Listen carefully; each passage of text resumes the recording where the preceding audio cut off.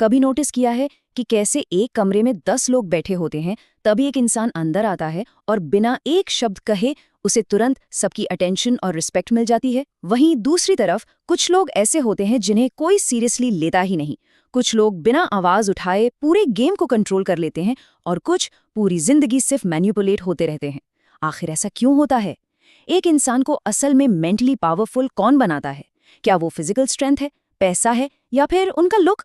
जवाब है, इनमें से कुछ भी नहीं। वो है आपकी साइकोलॉजी।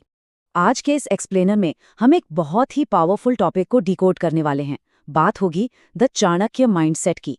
आज से हजारों साल पहले एक ऐसे मास्टरमाइंड हुए जिन्होंने ह्यूमन साइकोलॉजी को इतनी बारीकी से समझ लिया था कि उन्होंने अकेले ही एक पूरे साम्राज्य की किस्मत पलट कर रख दी। इस चर्चा में हम उसी एंशिएंट साइकोलॉजी को समझेंगे और देखेंगे कि कैसे एक कमजोर, आसानी से इन्फ्लुएंस हो जाने वाले माइंडसेट को एक बेहद ताकतवर और अडिग माइंडसेट में ट्रांसफॉर्म किया जा सकता है। तो चलिए सबसे पहले आज का रोड मैप देख लेते हैं। हम इन 6 पिलर्स को कवर करेंगे। पहला, चाणक्य द मास्टरमाइंड। दूसरा, इमोशनल कंट्रोल का विज्ञान। तीसरा, मौन की साइकोलॉजी। चौथा, लोगों को पढ़ने की कला।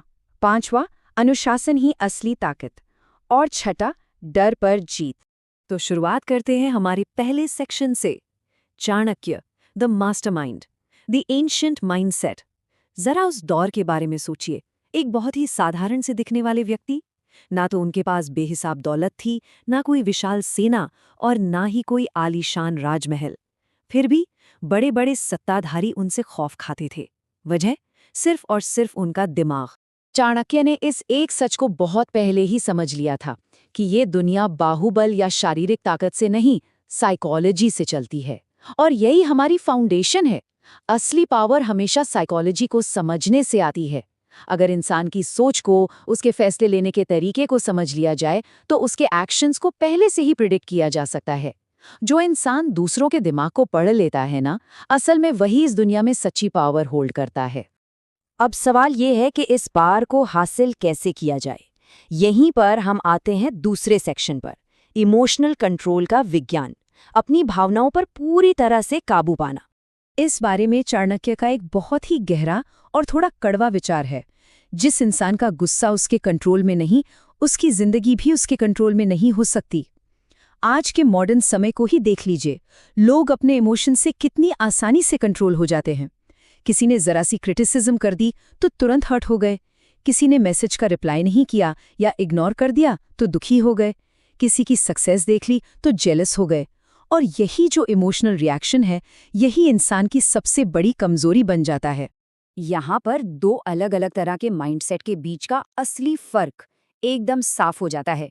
एक वीक माइंडसेट वाला इंसान हर छोटी बात पर रिएक्ट करता है और इसीलिए कोई भी उसे बहुत आसानी से मैनिपुलेट कर सकता है। इसके बिल्कुल उलट, एक पावरफुल माइंडसेट वाला इंसान कभी भी तुरंत रिएक्शन नहीं देता। वो बस शांति से ऑब्जर्व करता है।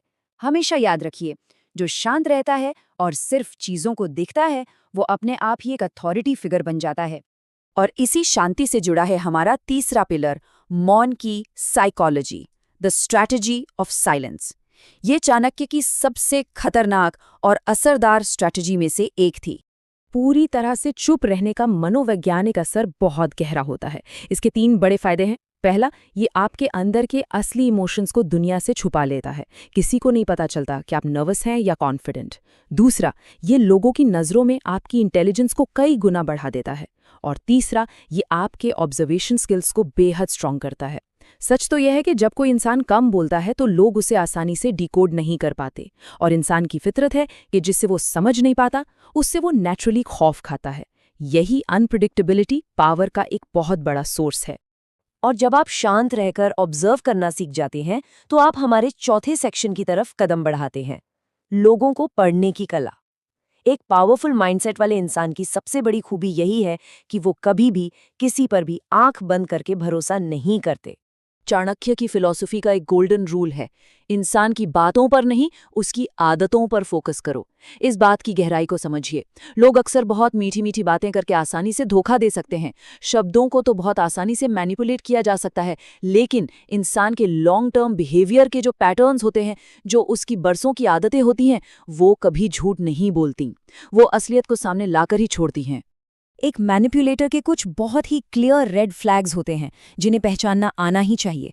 जैसे कोई ऐसा इंसान जो सिर्फ और सिर्फ तभी बात करता है जब उसे कोई काम निकलवाना हो, या कोई ऐसा जो बातों बातों में हमेशा कमजोरियां और राज जानने की कोशिश कर रहा हो, या फिर वो इंसान जो सामने तो बहुत मीठा बनता है लेकिन पीठ पीछे उसका बिहेवियर एकदम अलग होता है।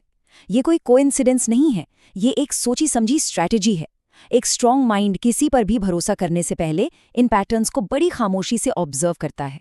अब हम बढ़ते हैं सेक्शन 5 की ओर, अनुशासन ही असली ताकत। हम इसे एंटी मोटिवेशन फ्रेमवर्क कह सकते हैं, क्योंकि यहाँ बात टेम्पररी जोश की नहीं, एक बेहद ठोस रियलिटी की होने वाली है।